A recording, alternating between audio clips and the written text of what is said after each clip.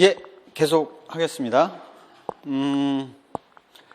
교육 철학에 있어서 모더니즘과 포스트 모더니즘의 구분은 대단히 중요해요. 기존의 어떤 다른 철학보다. 왜 그러냐면 조금 이따가 설명을 드릴게요. 자, 모더니즘, 포스트 모더니즘 하면 헷갈립니다. 도대체 무슨 차이냐? 모던은 뭐고 포스트 모던은 뭐냐? 모더니즘 하면 현대인데 왜 근대 철학일까? 이런 생각을 하실 수가 있을 것 같아요.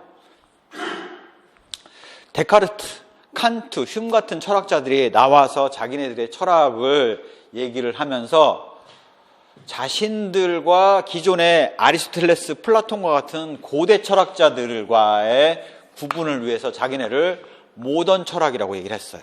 모던 필라소피.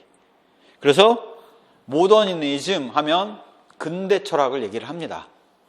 그런데 시대가 흘러가지고 그때 이후에 1970년대 이후에 기존의 모던이라는 걸 표방하던 근대 철학들과는 다른 현대의 철학들이 나타나기 시작한 거죠. 그래서 다양한 현대 철학이 나타나서 모던인 이후라고 얘기할 수밖에 없잖아요. 왜냐하면 자기네를 또다시 모던이라고 얘기하면 구분이 안 되니까. 그래서 모던을 지났다 해서 포스트 모던이라고 해석을 한 거예요. 딱 언제냐? 1960년대, 68년, 68운동 이후에 70년대 이후로를 포스트 모더니즘이 왔다라고 이해를 하시면 되겠죠. 자, 그러면 중세, 그러니까 모더니즘과 포스트 모더니즘은 무슨 차이가 있는 거냐? 라는 것들의 의미를 아주 간략하게 이해를 하실 필요가 있고요. 이거를 외우지 않고 이해하기 위해서는 중세 시대와의 구분이 필요해요. 물론 그 이전에 가면 이제 고대죠. 고대 철학이겠죠. 하지만 고대 철학까지나 이 중세와 모던 사이에 르네상스도 있겠지만 그것까지 구분할 이유는 없고 개념의 차이를 이해하기 위해서 중세, 근대 철학이라는 모던, 그 다음에 근대 이후 철학이 포스트 모던, 바로 현대 철학에 해당하겠죠. 관점들을 비교를 해보겠습니다. 중세 시대의 절대 진리는 신이에요. 그래서 신을 믿으면 선, 신을 믿지 않으면 악입니다. 그래서 그런 악에 대해서는 어떻게 대처를 해야 된다? 신을 믿지 않으면 개종을 시켜야 돼요. 신을 믿도록. 그래서 그 개종을 당하지 않으면 죽여 없애야 돼요. 마녀사냥이나 종교 재판을 했던 이유가 바로 이 신성주의에 따른 거였어요. 하지만 모더니즘, 르네상스를 거쳐서 그 근대적인 사고가 발전하면서 모더니즘에 있어서의 부분은 절대 진리가 있고 그 진리를 인간인의 이성을 통해서 파악할 수 있다라고 보는 게 모더니즘의 입장이죠. 절대 진리가 있다라는 거예요. 절대 불변의 진리가. 자, 그래서 그러한 절대 불변의 진리를 파악할 능력인 이성을 갖고 있는 사람은 갖고 있는 사람과 갖고 있지 못한 사람을 양분을 했던 거죠. 그래서 이렇게 이성을 갖고 있는 사람을 스스로가 뭐라고 불렀냐면 철학자라고 불렀어요. 그래서 중세시대 대학에 가면 철학과가 있었지 않습니까? 그 철학과가 뭐였냐면 이성을 갖추기 위한 과였던 거예요. 양분을 했던 거죠. 그래서 이성을 갖고 있는 깨어난 자가 이성을 갖추지 못한 무지몽매한 자들에 대해서 어떻게 양분된 걸 어떻게 했어야 되느냐? 가르쳐서 일깨워야 된다라는 거예요. 계몽주의죠. 절대 진리는 지식의 체계에 따라서 진리의 구조에 따라서 파악할 수 있다고 봤기 때문에 구조주의와 계몽주의 사고가 모더니즘 철학의 가장 근간이 되는 철학이라고 볼 수가 있습니다. 최초의 계몽주의가 1960년대 구조주의까지 발전을 하죠. 거기서 그치고 70년대 포스트 모더니즘이 나타나면서 구조주의에 대한 비판들이 나타나기 시작을 하는 거죠. 어떻게? 절대 진리 없다. 인간의 이성 합리적이지 않다. 합리적일 방법이 없다. 즉 상대 진리만이 존재를 하니 시대와 지역을 초월한 진리는 있을 수 없으니 시대에 따라 지역에 따라서 각각 다른 상대 진리만이 존재를 할 수 있을 뿐이고, 하나의 진리만 있다는 생각 자체가 잘 거부가 되니까 다원주의가 중심이 되겠죠. 그래서 이성에 의해서 절대 진리가 있다는 것들이 해체와 탈중심화가 됩니다. 서양 철학, 원 오브 댐. 서양의 과학, 원 오브 댐이 된 거죠. 이게 바로 해체 탈중심화에 따른 포스트 모더니즘 철학이라고 볼 수가 있습니다. 이후에 그러다 보니까 기존의 구조주의라든가 계몽주의라든가 이런 거대 산업들이 다 싹 다 무너집니다. 절대 진리가 없는데 이런 거는 허구다 이거죠. 망상이라는 거죠. 그래서 망가져요.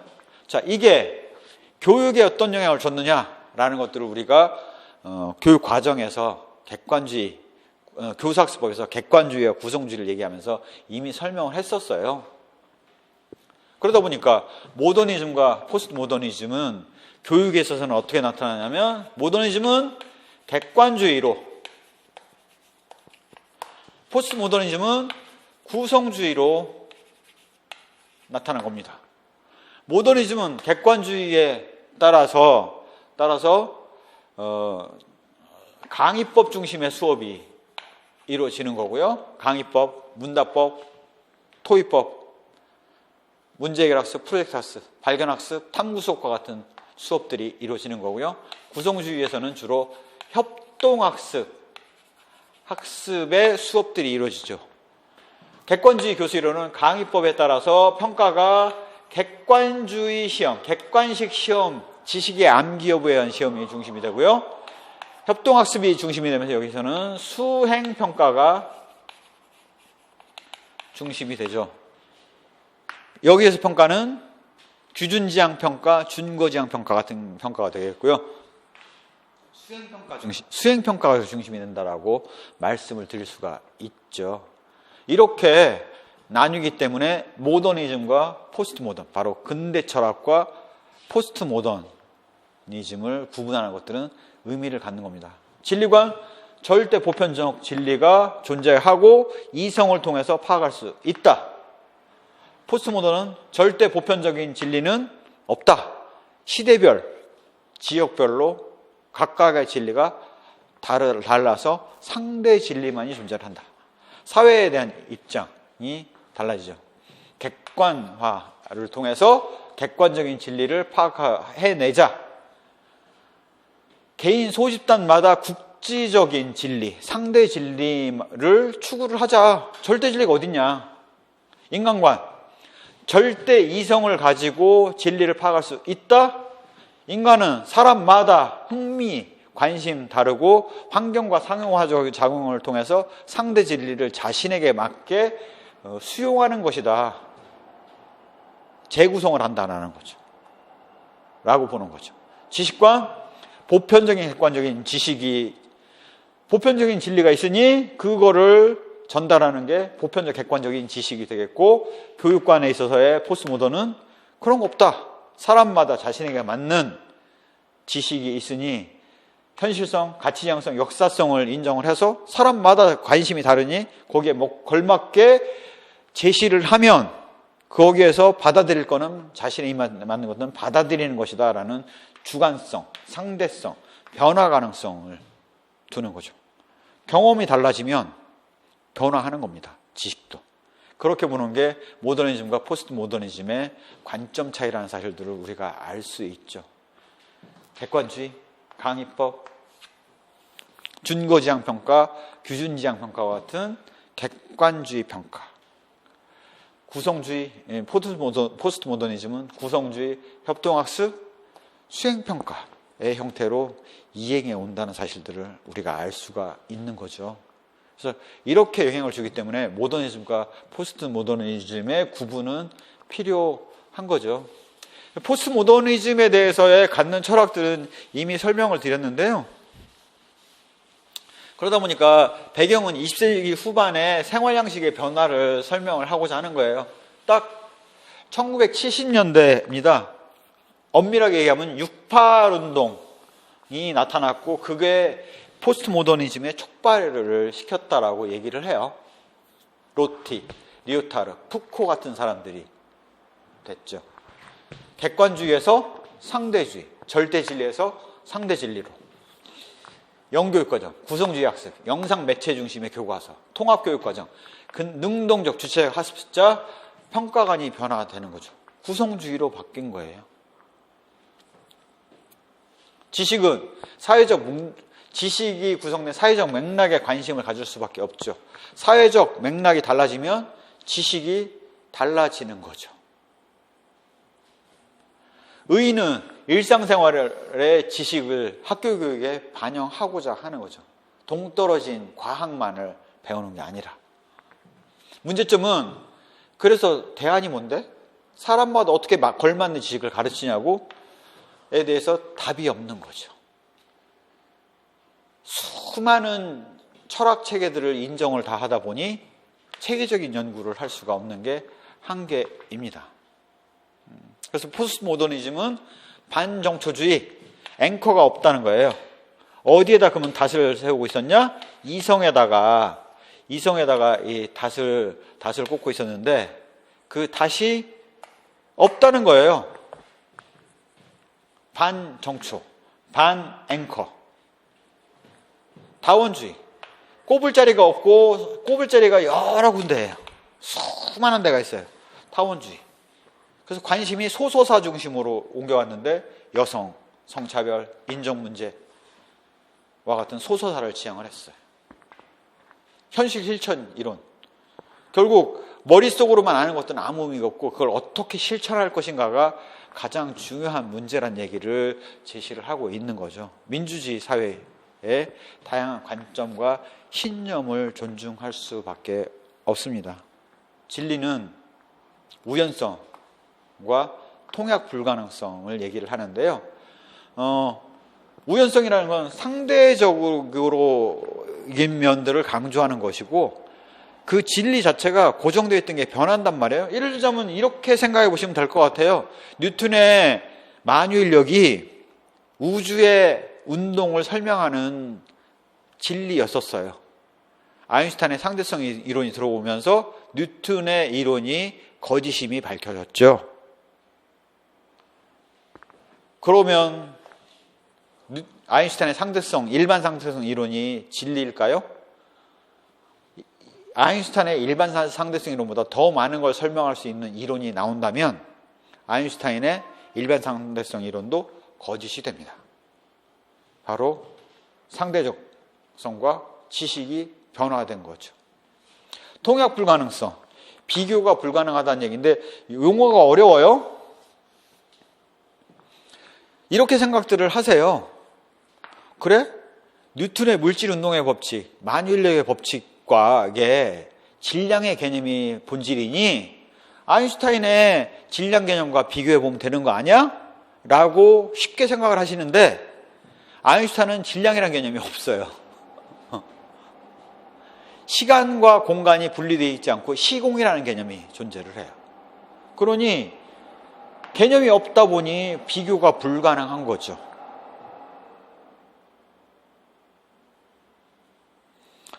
아인슈타인은 그렇게 이렇게 개념 간의 비교가 불가능한데 이거는 그러면 과학에서만 그러냐? 아닙니다. 노자와 장자 철학을 비교할 수가 없어요. 공자와 노자 철학을 직접 비교가 안 돼요. 비교를 하려면 공자와 노자가 같은 것들을 본 것들을 다 정리해야 되는데 같은 것들이 별로 없어요. 극소수예요. 이런 것들이 바로 철학에서도 마찬가지예요. 아리스토텔레스의 철학과 플라톤 철학은 비교 가능하지가 않습니다. 전통을 존중, 전통은 인간 세계에 대한 이해의 토대가 된다는 면들을 인정을 하는 거죠. 포스트 모더니즘의 특징이라고 볼 수가 있습니다. 그래서 이러한 것들이 영향을 주었다는 사실을 우리가 알 수 있죠. 자, 요까지가 서양 철학 중심이었고요. 이제 동양 철학인데 서양 철학도 논술에서 나올 가능성이 별로 없는데 동양 철학이 나온다라는 것들은 기대하기 어렵습니다. 그래서 가장 핵심만 추려서 설명을 하면 노장사상의 핵심은 무위자연이에요. 아무것도 하지 말자라고 자꾸 오해를 하시는데 아닙니다. 노장사상이 얘기하는 바, 공자육아사상 얘기하는 바, 다 이 철학들은 공이 서민을 위한 철학이 아니에요. 왕을 위한 철학이었다고요. 왕에게 세상을 다스릴 때 이렇게 다스려야 됩니다라는 왕을 위한 철학을 사상이고, 이러한 왕의 철학을 베풀므로써 세상의 수많은 사람들이 편안하게 살 수 있게 하겠다라는 게 중국 철학의 근간이에요. 중국 철학은 다 정치 철학입니다. 노장사상의 무위자원이 얘기하는 바는 뭐냐? 어거지로 물기를 내서 물이 이렇게 고불고불한데 어거지로 물기를 내서 반듯하게 만들면 좋을 것 같지만 막상은 어거지로 유지하는데 매번 힘이 들어간다 이거예요. 굳이 그냥 그대로 내버려둬서 요것만 좀 넓혔으면 될 거를, 물길만 넓혔으면 될 거를 굳이 이걸 반드시 만들어 갖고 홍수 날 때마다 위험하게 만든다 이거죠. 손 대서 자연스럽게 굴러가야 될 내용들을 인위적으로 했더니 오히려 손해가 나더라. 무위자연. 위를 하지 말고 스스로 그렇게 굴러가도록 만든다. 여기 자연은 네이처가 아닙니다. 자연이 아니에요. 네이처라는 말은 한문에는 중국말에는 천지가 있어요. 천지가 자연이에요. 천지라는 용어가 자연이고, 자연이는 스스로 그러하다라는 동사입니다. 스스로 그렇게 굴러가도록 만들으라는 거예요. 스스로 나라가 굴러가게 만들으라는 거죠. 그렇게 굴러가는 게 편하게 만들어 주라는 거예요. 그게 바로 무위자연이라는 것이지 아무것도 하지 말자라는 얘기가 아닙니다. 노력을 다해서 스스로 굴러가도록 만들으라는 거예요. 노자의 도는 바로 스스로 굴러가는 도입니다. 하나로서의 도, 무위자연, 스스로 굴러가도록 만들어라. 변화를 기본 전제로 깔고 있죠. 변하는 것만이 진실이라는 실용주의 관점하고 일맥상통합니다. 교육적 의미는 교육에 있어서 무위주의. 인위적으로 억지로 모여놓고 강제하고 억압하지 말라라는 거예요. 장자는 도는 천지만물의 근본 원리, 변화가 천지만물의 근본 원리이자 개별 사물로 전개된 것이 덕이다라는 거예요. 즉 도라는 거는 붕어빵을 찍는 붕어빵 빵틀이고 덕은 붕어빵이 만들어진 거예요. 붕어빵이 만들어진 것이 덕이라는 거죠. 빵틀이 바뀌면 빵 모양이 바뀌지 않습니까? 빵틀이 붕어빵 틀에서 국화빵 틀로 바뀌면 붕어빵이 나오는 게 아니라 국화빵이 나오잖아요. 그런 도가 바로 이런 빵틀을 얘기하는 겁니다. 장자의 교육적 의미는 억지로 만드는 거는 해로우니 스스로 그렇게 굴러가도록 최선을 다해서 노력을 하게 만드는 것이 바람직한 것이다. 이게 왕도 편하고 백성들도 편한 길이다라는 게 노장사상이 갖고 있는 가장 근본적인 관점이죠. 반면 공자는 왕도를 가지고 군자가 돼야 된다는 거죠. 사람들도 인의예지에 따라서 예를 갖출 수 있는 군자로 만들어내면 알아서 돌아갈 수 있는 게 된다라는 거죠. 즉 위를 가하는데 무위가 아니라 위를 가하는데 예를 가르쳐야 된다는 거죠. 인의예지를 통해서 예를 가르쳐야 된다라고 했던 게 공자의 육아사상입니다. 인을 강조하고 이 인을 얻기 위해서는 의예지의 사단을 갖춰야 된다라고 봤던 거죠. 이게 바로 공자의 육아 사상입니다. 도덕 교육의 목적은 학습 결과에 따라서 영리하고 멍청함의 차이가 발생하니 가르쳐야 된다. 하기 싫으면 불역 열화와 배우고 때때로 익히면 즐겁지 아니하냐라고 얘기를 하고 있지 않습니까? 도덕적 인간 양성에서 현실적으로 인의예지를 갖춘 군자를 양성하는 거죠.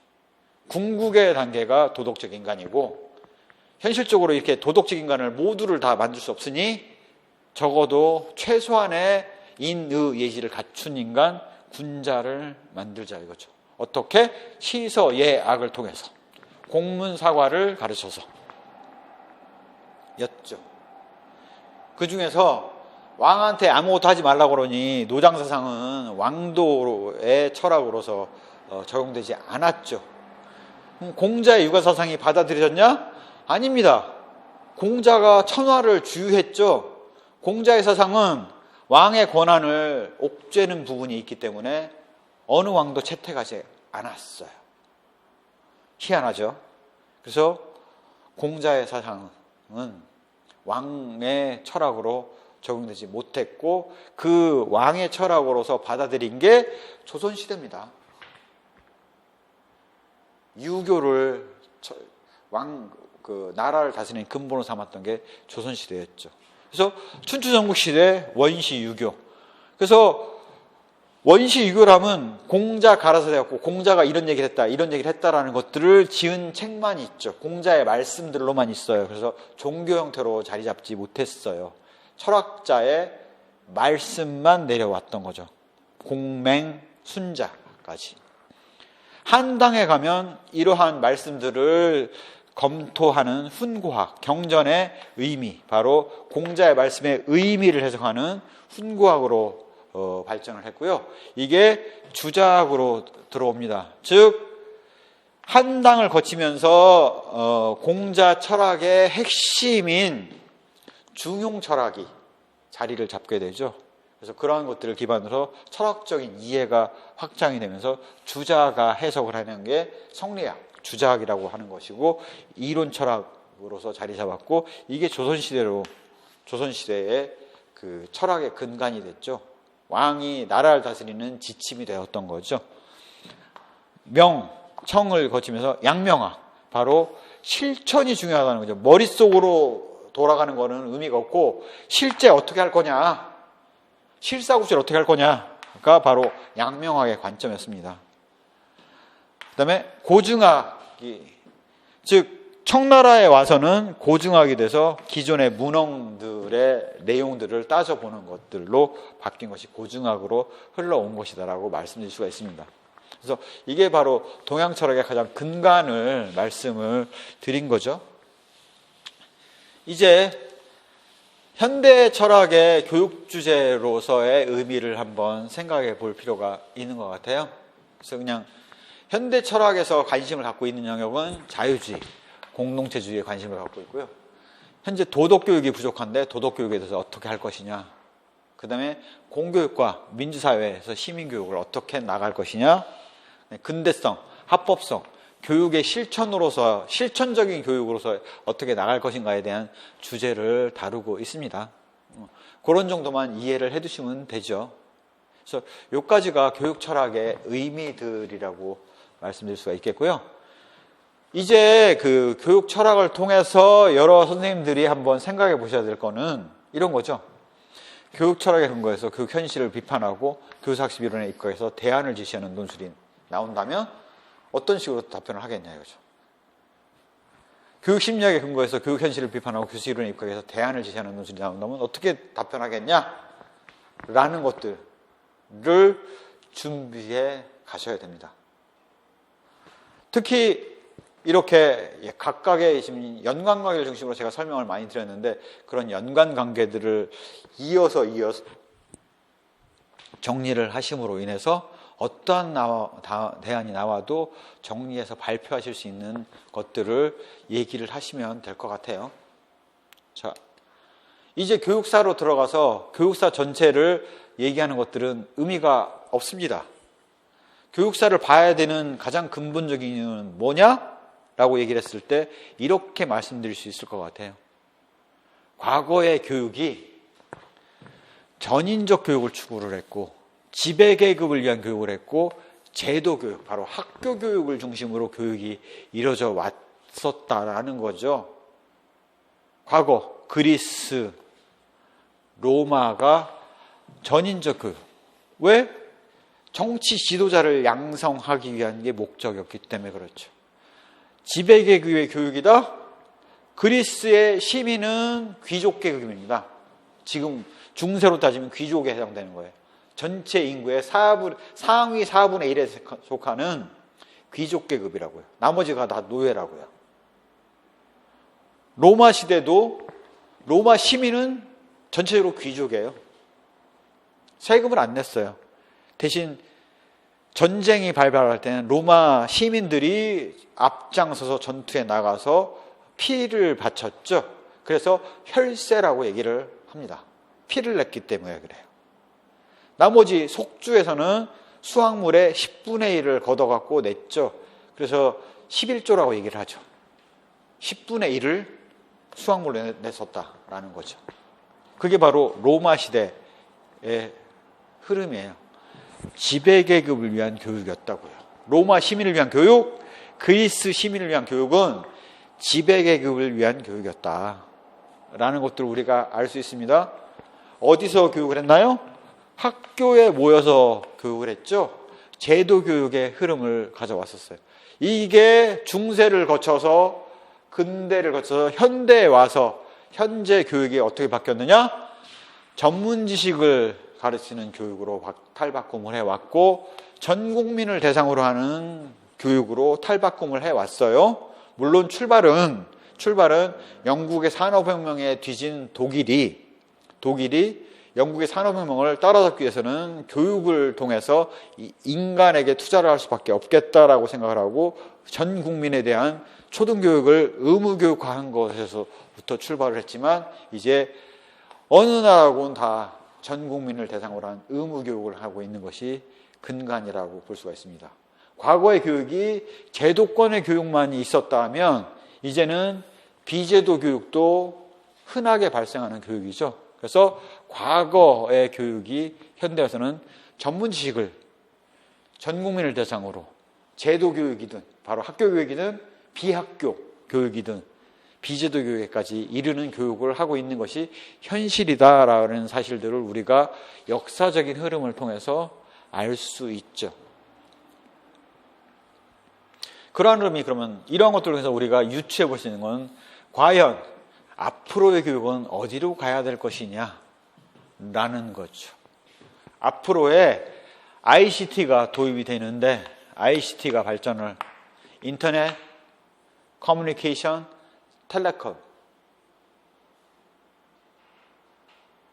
텔레커뮤니케이션, 텔레콤, 테크놀로지가 발전, ICT가 발전하는데 이런 것들을 어떻게 적용해야 되느냐라는 부분이죠. 이들이 적용되었을 때 교육은 어떠한 흐름으로 갈 거냐? 맞춤형 교육으로 간다. 그게 오프라인 강의든 온라인 강의든 모바일 강의든 사람들의 입맛에 맞는 교육을 제공하는 거는 학교 교육이든 아니든 교육의 흐름을 이어간다라는 게 맞춤형 교육이 의미하는 바이죠. 그 다음에 과거와 달리 평생 교육으로 갑니다. 어릴 때 커서 성인이 돼서 나이 먹어서까지도 자기가 원하는 교육을 찾아서 듣고 받지 않습니까? 그게 학교 교육이든 비학교 교육이든 제도권 교육이든 비제도권 교육이든 상관이 없지 않습니까? 평생 교육으로 가고 있다라는 게 교육의 기본 흐름이라고 볼 수 있죠. 그 다음에 유비쿼터스 교육이 됩니다. 시간, 장소에 구애를 받지 않죠. 우리가 원한다면 모바일을 통해서 언제든지 동영상, 인강을 보고 듣습니다. 유비쿼터스로 교육으로 가고 있다는 게 교육의 지금 기본 흐름이라는 것들을 우리가 말씀드릴 수가 있는 겁니다. 그래서 그렇게 이해를 하시면 될 것 같아요. 한국 교육의 흐름도 그 어떠한 흐름을 가졌든지 간에 기본적인 교육의 이런 추세는 거스를 수 없는 추세이긴 하죠. 자, 한국의 교육사를 통해서 우리가 알아야 되는 점은 이런 겁니다. 과연 한국 교육은 일본식 교육이냐 미국식 교육이냐, 어느 성향을 더 많이 갖고 있느냐라는 건데요. 과거에 그 외형 면에서가 있고 내면의 요소를 볼 수가 있겠죠. 외형적인 요소는 일본의 식민지 교육이 근간이 돼 있어요. 모든 학교 제도, 국민학교라는 이름이 초등학교로 바뀐 지가 얼마 안 됐죠. 그 초등학교 이전에, 국민학교 이전의 용어는 뭐였느냐? 소학교였습니다. 소학교. 소학교란 용어 일본에서 왔어요. 국민학교라는 거는 일본이 그 2차 대전을 하면서 전시체제로 바뀌면서 국민교육이다 라고 해서 국민학교라는 용어로 온 거고, 그게 정말 오랜 기간 동안 유지가 되어 왔습니다. 교복을 입고 머리를 빡빡 밀었던 게 엊그제죠. 그러한 외형적인 모습, 3월달에 교과목을 편성을 해서 633 제도를 갔던 것들, 이런 것들은 다 일본의 교육제도의 흐름을 본따고 있는 거죠. 외형상은 그렇습니다. 하지만 내면에 있어서를 살펴본다라면 우리는 기본적으로 미 군정의 항무국에서 준 서류로 기반으로 해서 교육 칙령으로 기반을 해서 교육이 이루어졌고, 여기 그러한 것들이 현재 미국식 교육제도들이 들여와서 받아들이면서 내면에 있어서는 미국 교육을 따르고 있는 부분이 있다라는 정도만 이해를 해두시면 될 것 같아요. 우리 역사적인 흐름상 어쩔 수 없는 부분이었던 거죠. 왜? 기존의 학교 교육과 근대의 교육이 판이하게 달라졌고 서구의 문물이 들어오면서 교육이 바뀌었기 때문에 그렇습니다. 그래서 그런 정도로만 이해를 해두시면 될 것 같아요.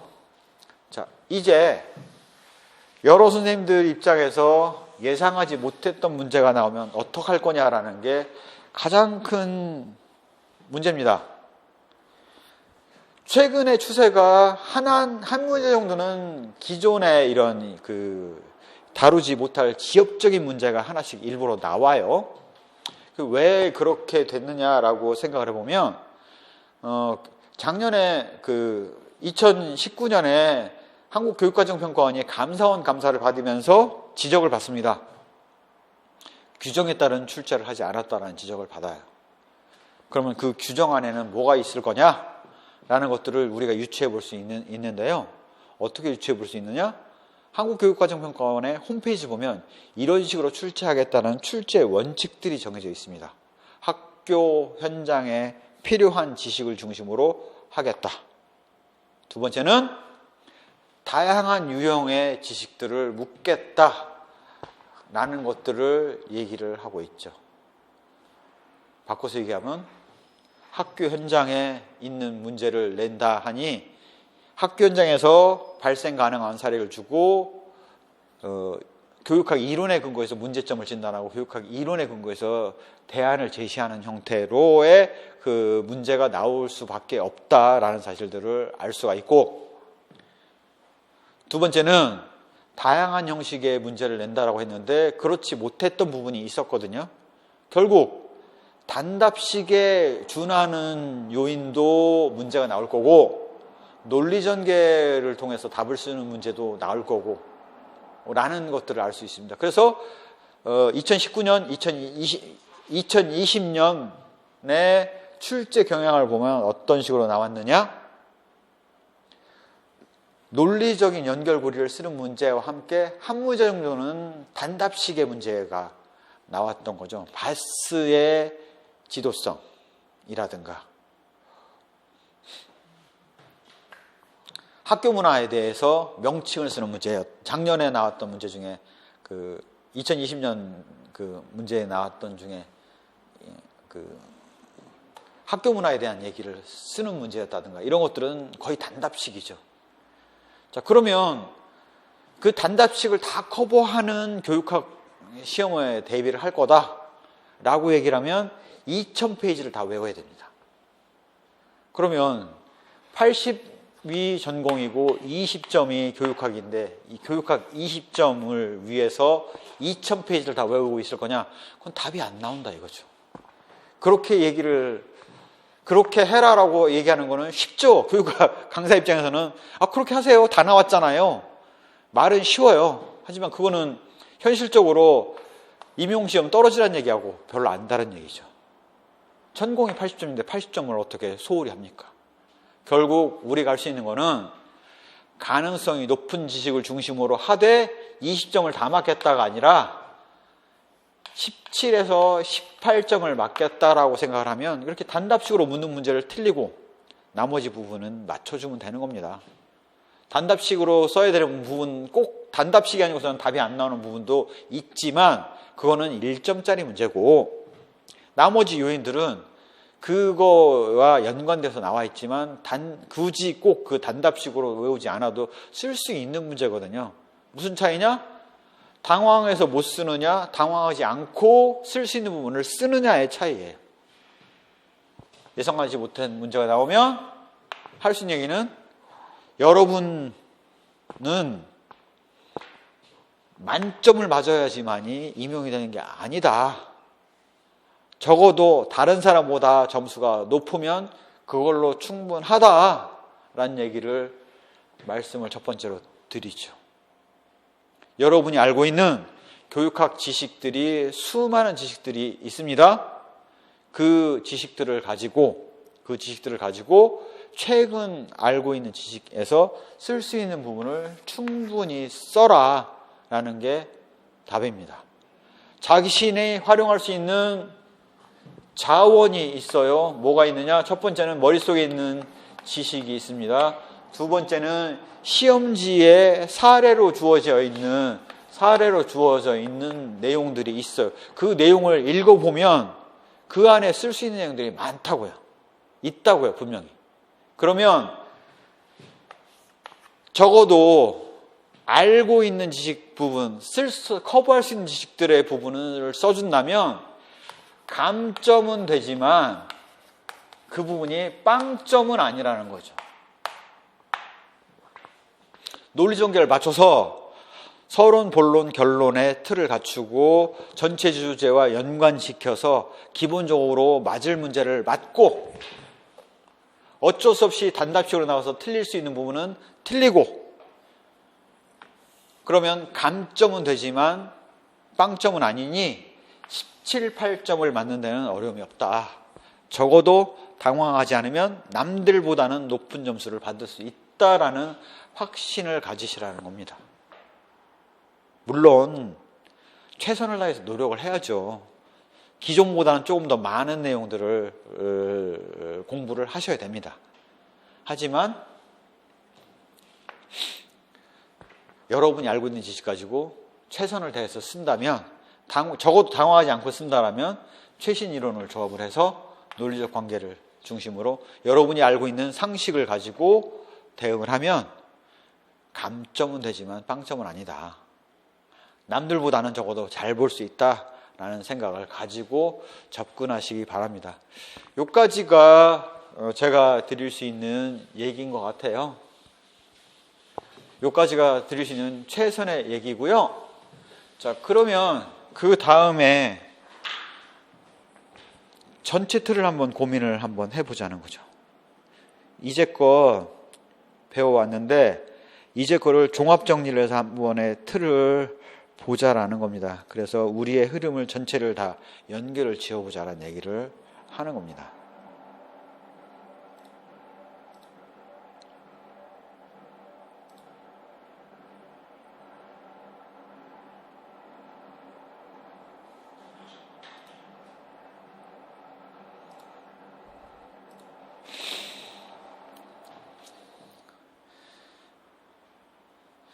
기존에 계속 말씀드렸던 얘기는 이게 개론에서 맨 처음 말씀드렸던 내용이에요. 맨 처음 개론에서 말씀드렸는데 그때 들었을 때는 도대체 이게 뭔 소리인지 왜 이걸 얘기를 하는지 자체를 이해를 못하고 어려우셨을 거예요. 왜 이 역학관계를 얘기를 하는지도 이해를 안 되셨을 거예요. 그런데 지금 와서 다 이해를 하고 나서 이걸 보면 의미 해석이 좀 됩니다. 맞아. 교육 목표는 왜 가르쳐야 되느냐? 왜 이게 의미가 있느냐라는 걸 얘기하는 것은 철학에서의 가치론이었고, 무엇을 가르쳐야 되느냐가 바로 교육 과정에 대한 얘기였고, 어떻게 가르쳐야 되느냐가 바로 교수학습법에 대한 얘기였고, 그래서 뭘 어쨌는데 가르쳤다는 사실을 어떻게 알 건데 교육 평가에 대한 얘기였고, 이들을 교육을 잘할 수 있도록 어떻게 지원할 건데가 바로 교육 행정의 얘기였죠.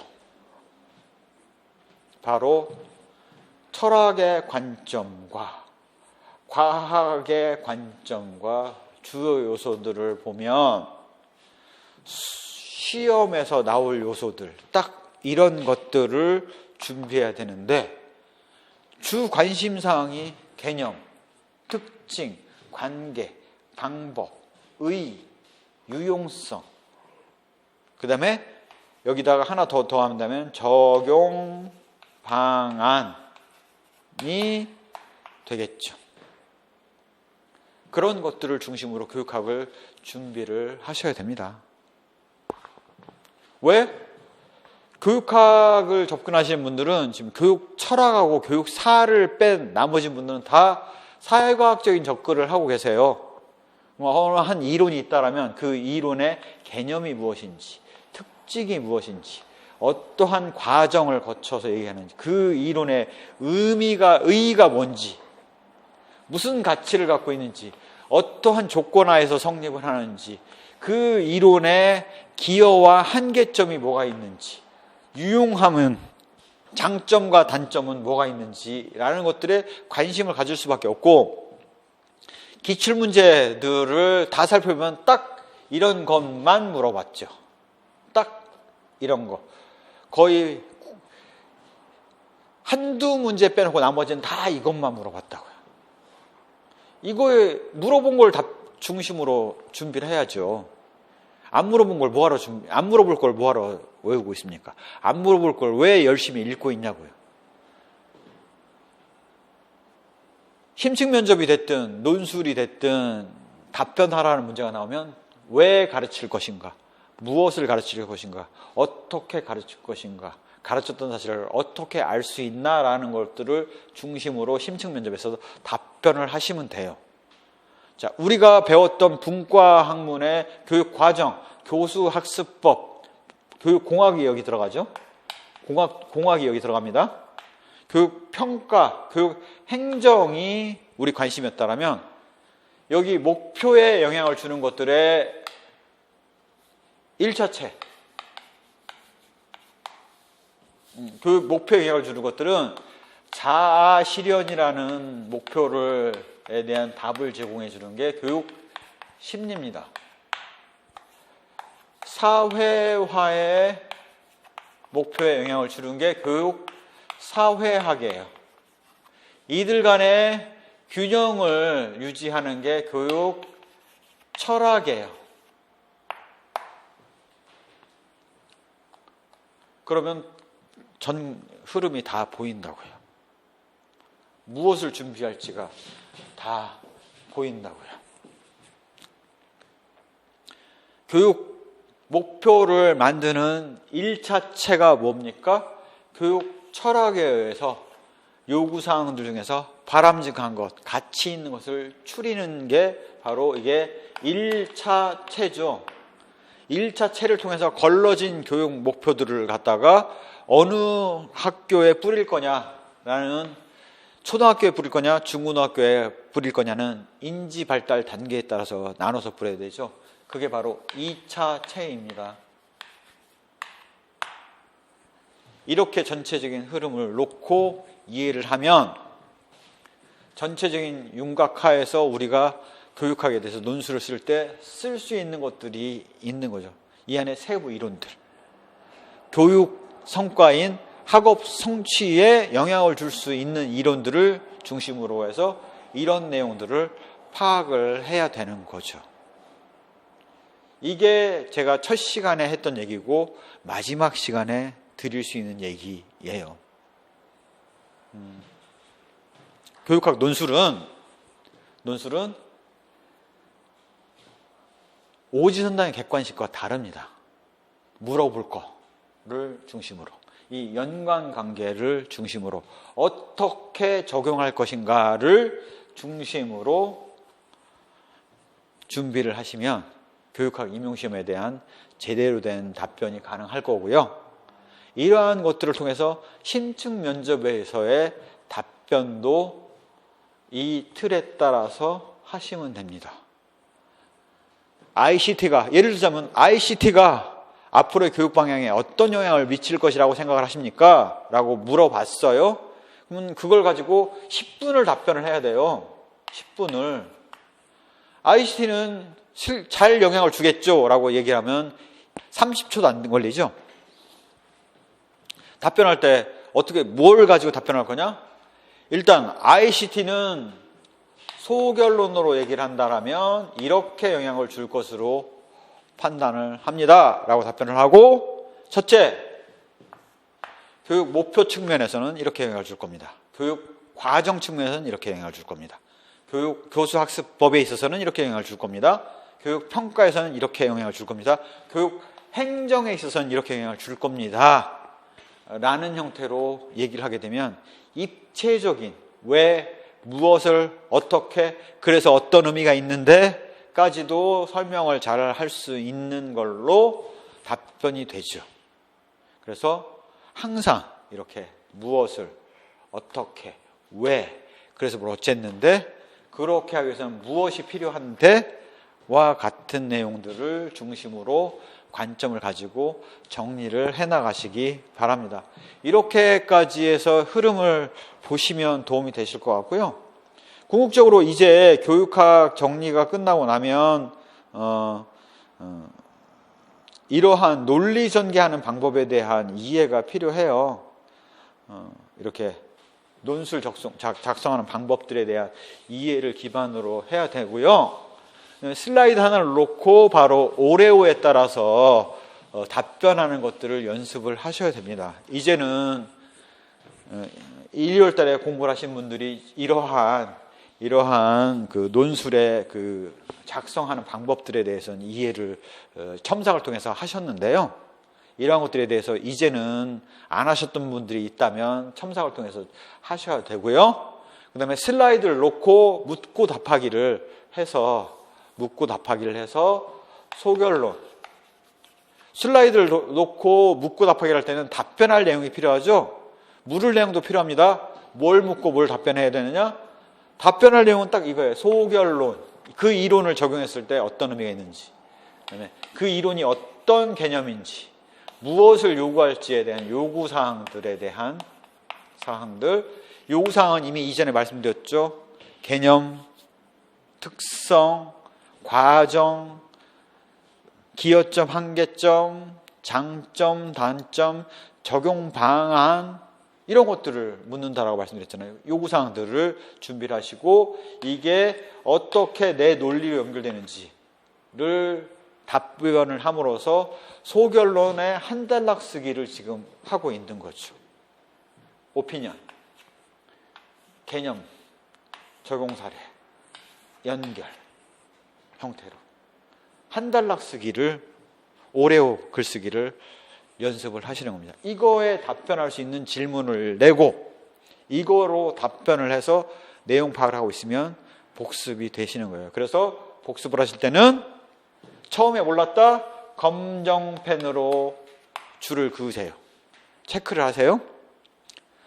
두 번째 몰랐다, 파란 펜으로 체크를 하세요. 세 번째 몰랐다, 빨간 펜으로 줄을 그으세요. 그 다음에 그 빨간 펜으로 그어진 거에 대해서는 이렇게 한 단락 쓰기로 서브노트를 작성하셔야 됩니다. 서브노트 같을 수가 없어요. 시간 없는데 알고 있는 거를 서브노트 작성하고 있는 거는 그냥 손은 운동이죠. 시간 낭비한 거고 그냥 손 운동한 거예요. 알고 있는 걸 뭐하러 또 하고 있습니까?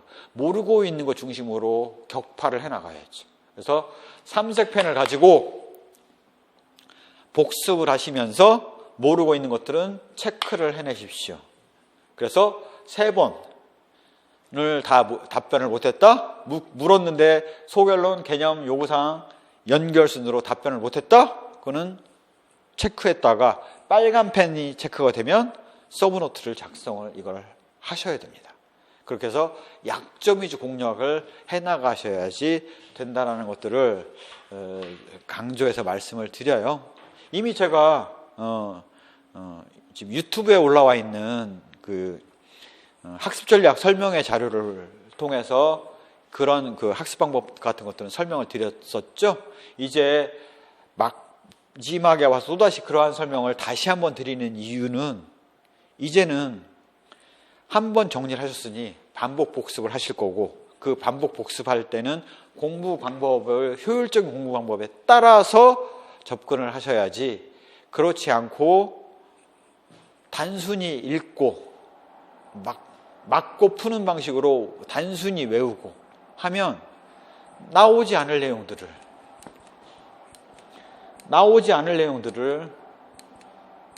외우고 있는 문제점들이 나타날 수가 있는 거죠. 나올 내용들. 중요한 내용들을 외워야죠. 뭐가 중요합니까? 오지선당 객관식에 나올 거? 오지선당이 아니에요. 나올 내용들을 숙지하시라고요. 이해가 기반이 되어 있지 않으면 너무 외워야 될 게 많아요. 그래서 전체적인 개념을 외우기보다는 전체적인 이해를 전제로 하고 설명할 수 없는 내용들을 이렇게 삼색펜으로 파악을 해서 그 내용들을 서브노트 정리를 해나가고 약점을 커버하는 시간을 많이 가지실수록 그래서 약점이 커버가 다 되었을 때 임용고시 준비가 되는 것이다 라는 얘기를 좀 강조해서 설명을 드리겠습니다. 이제 논술 작성하는 원리들도 다 익히셨고 공부 방법도 다시 설명을 드렸고 왜 이런 요소들이 중요했는지를 설명을 드렸어요. 그래서 학습전략 설명회 자료를 한번 보시고 자신의 약점들을 파악하시는 것들이 중요하다라는 얘기를 말씀을 드립니다. 예상하지 못했던 문제는 올해도 나올 거예요. 지엽적인 문제를 물어볼 거예요. 시험에서. 몰라, 난 이런 얘기 처음 들어왔어. 당황하고 안 쓰실 겁니까? 그러면 점수를 깔 수밖에 없죠. 당황하지 마시고 쓸 수 있는 부분은 자신이 지금에 알고 있는 교육학 지식을 가지고 충분히 쓰시면 됩니다. 약점 위주로 커버를 하세요. 논술 작성을 통해서 논리 구조. 제가 이미 그 첫 번 시험에서 글의 구조를 문제를 읽으면서 글의 구조를 작성하는 방법들을 알려드렸잖아요. 그거를 실천을 하십시오. 머릿속으로는 아는데 그럴 것 같은데 나는 실천을 안 해? 본인 손해죠. 그래서 알려드린 것들을 실천하시라 라는 것들을 좀 강조해서 설명을 하고 최종 수업을 마치도록 하겠습니다. 그동안 수고 많으셨고요. 이제는 반복해서 약점을 커버를 하고 실천하는 노력이 필요한 시간입니다. 자신의 공부 방법이 효율적인지 검증을 해서 효율적인 공부 방법을 찾아서 하시기 바랍니다. 예, 수고 많으셨습니다. 감사합니다.